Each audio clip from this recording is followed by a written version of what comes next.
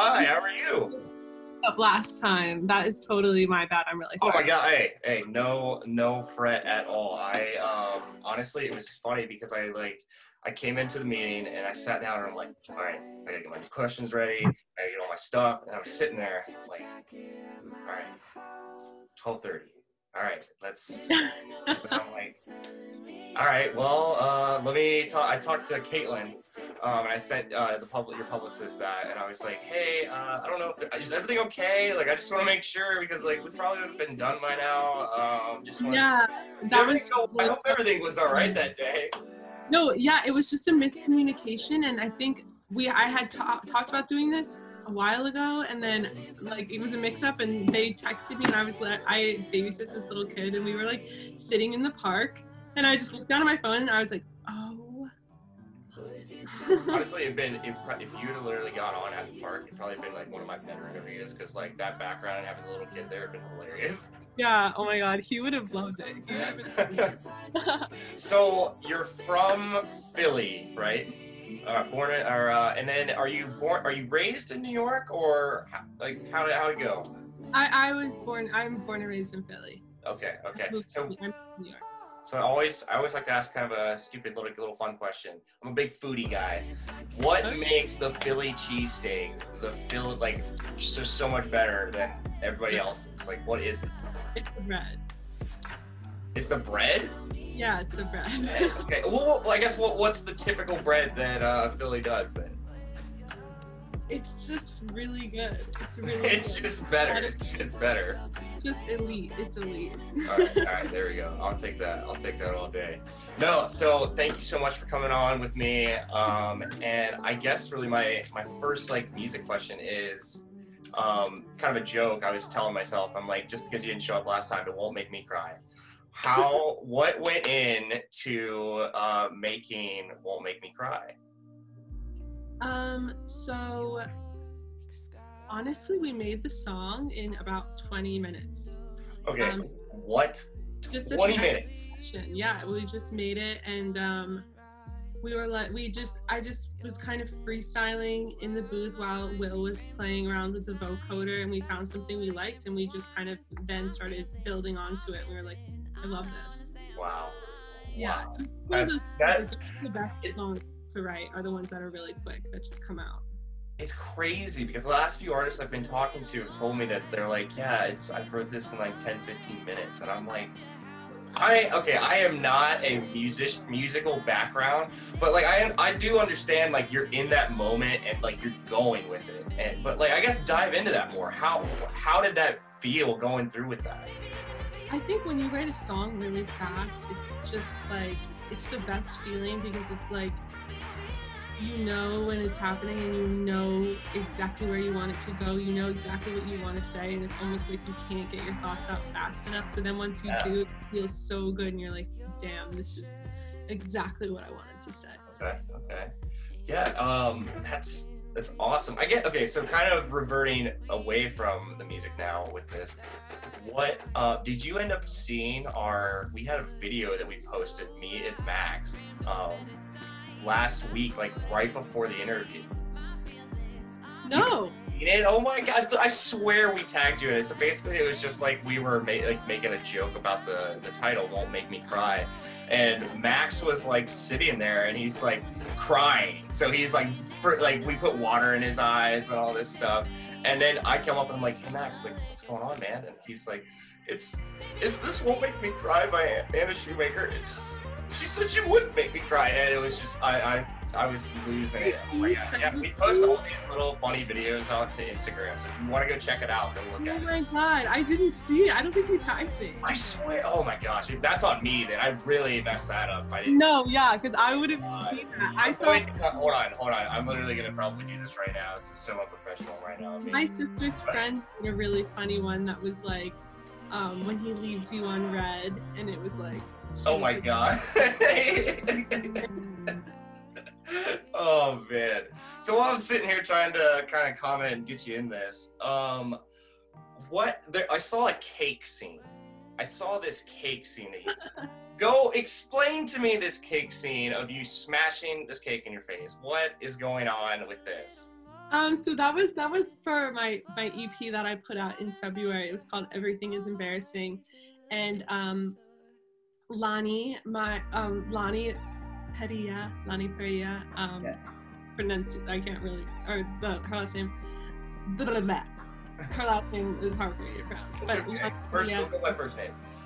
She helped me. You know, we came up with the concept of kind of like a cake scene, I don't know, just like the idea that like everything, the concept was everything is embarrassing, or the title was everything embarrassing. So obviously like we wanted something that was embarrassing. So I just kind of was like, let's just shove a cake in my face. And we wanted to write everything is embarrassing on the cake. So that's what we did. But we were doing it in a I think at the Fashion Institute, or we did it at some place that was like a very like nice green dress, and I was like, oh, thank you. so off the wall. Like, it's funny because we did it at this like studio that was like kind of like a student workspace. So there were other people like all in the room. Like we didn't have like our own studio doing it, so people were all like, "Who is this crazy person like, shoving a cake in her face?" That's no. I was just looking some stuff up, and I saw that, and then I watched the video, and I'm like, I have got to ask about this. What in the world? Like, that's awesome though, especially knowing that you were in like a studio that everybody else was like, what's going on? Yeah, they were like, what are you guys doing? Oh no, that's awesome. That's awesome. I did tag you in that video, by the way, now, so hopefully you can see that and enjoy that for later down the road. Definitely check it out. Yeah. So what got you into music? Like, what made you think that being a singer and a songwriter was for you? I was always really into music growing up. I was really into like Broadway and musicals and theater when I was really young, and I was just always kind of performing and song and writing, and I wrote a lot. It's always just been a way for me to like express myself and like get everything out of my head and kind of like clear my head. So it's just always something I knew I wanted to do for sure. Yeah. So which do you like, songwriting or singing better? Or more, I should say. I like them. It's different because like songwriting sometimes is, singing is just kind of always like I just always love to sing. Yeah. Songwriting, there's like a love-hate because it's like sometimes, you know, when you have like when you go through a phase where you're not writing your best, or you're not like coming up with the best stuff, that's really frustrating. Like right now I'm kind of in that phase, but then when you're like writing and everything's good, it's the best feeling. So it's more rewarding, I would say. Songwriting, singing's more of just like a constant. I do it all the time. My roommate goes crazy. No, that's awesome though. That's awesome. I know being an English major, I'm a big writer, so I definitely understand like getting, yes, fellow English majors. Oh my God. I love getting able to write, and as you can tell, I have to have notes for everything. Like, it's just me. Me too. I write everything out. My band, they were laughing because I use like a planner. Which is ironic. Oh my God, no! I've got my planner down here that it's like I don't know how I'd run my life now. You know, your iPhone has a calendar in it. I'm like, yeah, I need both. Like I do use both. I don't like the electronic calendar, honestly. I don't know. It's not for me. I think there's too much time putting stuff into it. But they're like, but it gives you a 30-minute warning. I'm like, I'm looking at my planner every day. I know when I'm in there, you know? Like, I'm fine. But let's kind of go in a little bit. Let's talk about that EP, Everything Is Embarrassing. How did you come up with the title for that?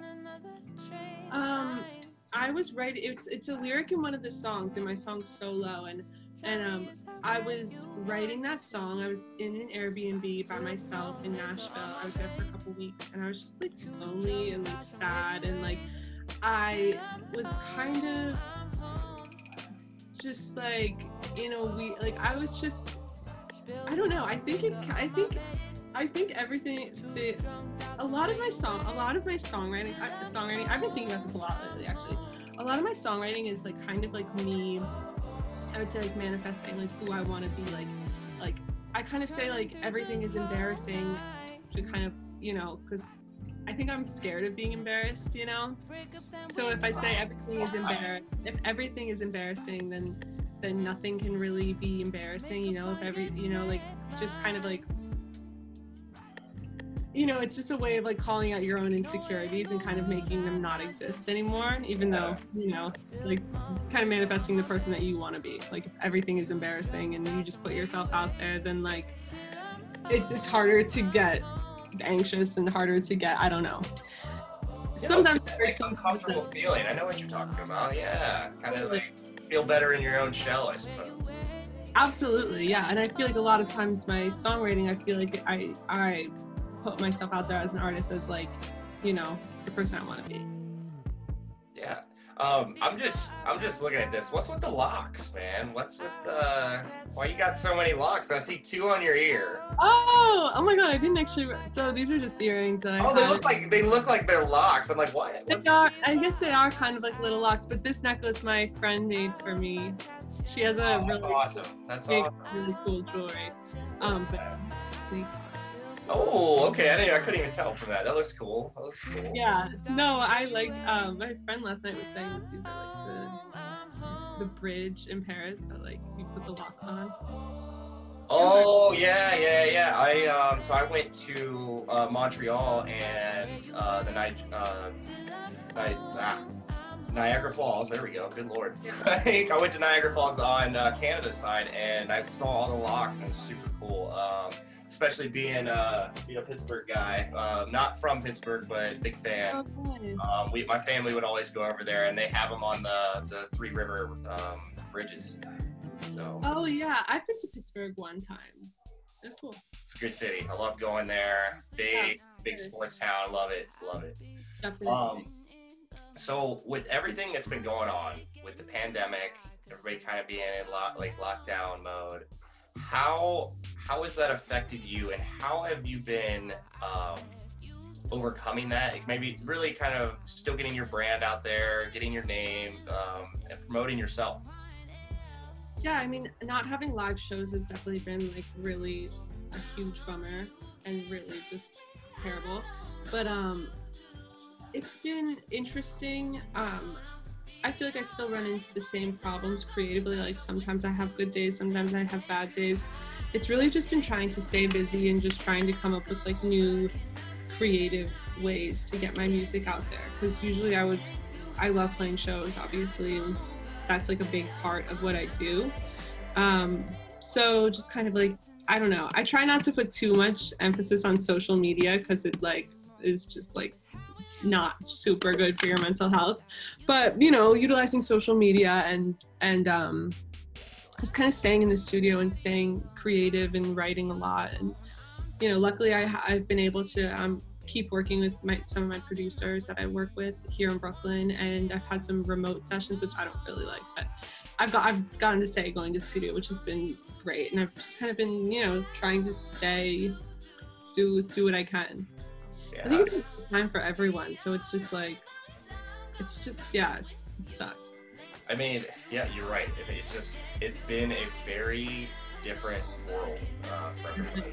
And I don't know, I've asked a ton of artists to kind of see what's been the change? What have you really, I guess, switched from the so-called normal life beforehand? And a lot of artists like yourself are just saying, like, we're staying in, we're really making use of social media. I guess some like maybe like a Zoom call interview from Ground Sound or something like that, you know. But it's going to my friends' shows too a lot, and like being able to do that kind of thing was always just like also a really big part of, I don't know, I feel like my life is just going to my friends' shows, and I feel really inspired by them and stuff, and I just like miss everybody. I miss the normal life, but I guess it's the new normal. Yeah, I hope this new normal ends here shortly. I hope we can get back to what I would like a newer new normal. Yeah, can we get back to, I just want to get back to shows and tours and seeing artists perform, because I miss all that. And but kind of, I got probably like 2 more questions here for you. One being, how was it though to be told by Lady Gug, you are an artist to watch out for in 2020? Like what were the feelings during that like time?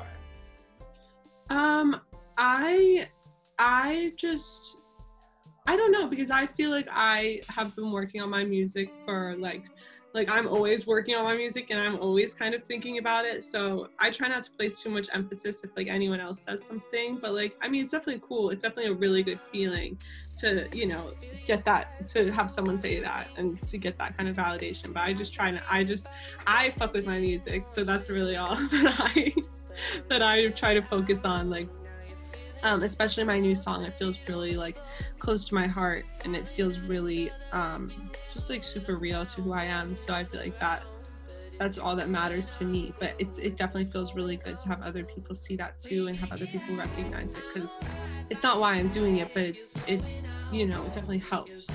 Helps boost that confidence, I bet. Definitely. Like an idiot.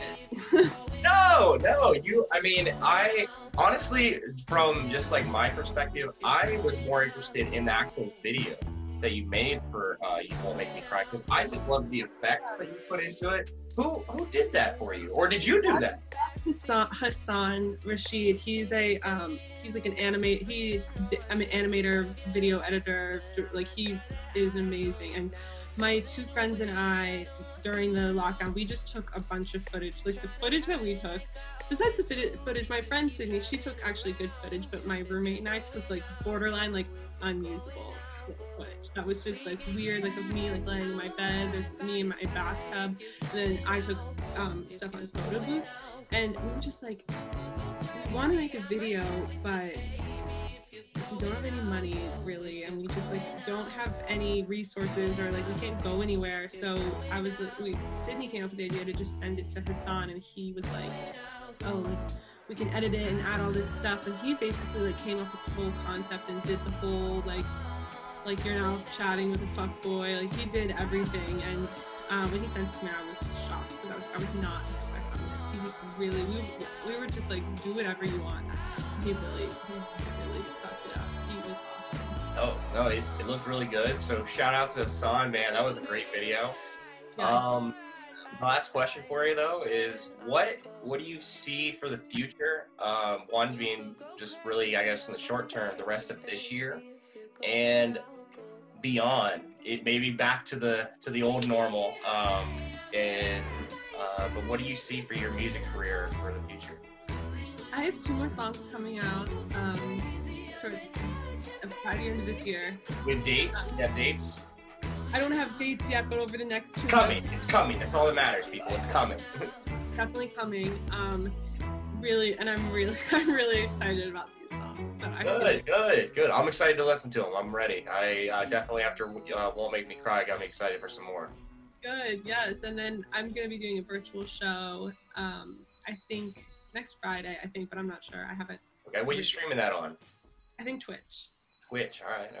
Yeah, I think we're gonna go with Twitch. But yeah. So we're gonna do some new shows, and then hopefully there'll be live shows at some point, maybe in the summer. I don't know. Fingers crossed, man.